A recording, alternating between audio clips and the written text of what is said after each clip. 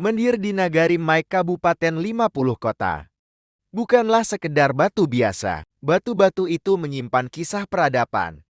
Di masa Megalitikum, para arkeolog mengaitkan jejak akar budaya.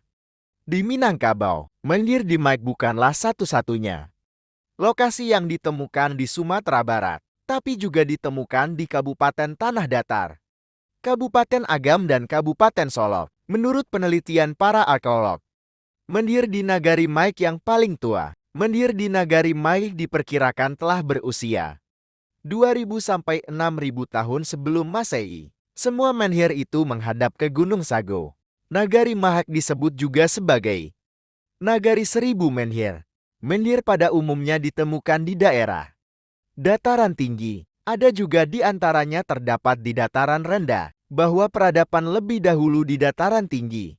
Karena daratan rendah masih banyak digenangi oleh air. Ditemukannya menhir di Sumatera Barat.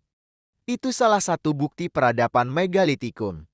Di tanah Minangkabau, jauh sebelum kerajaan Pagaruyung dan Malayapura berdiri, ditemukan menhir-menhir ini suatu bukti peradaban yang memang sudah ada di ranah Minang untuk mematahkan pendapat generasi muda yang katanya peradaban ada di Minangkabau.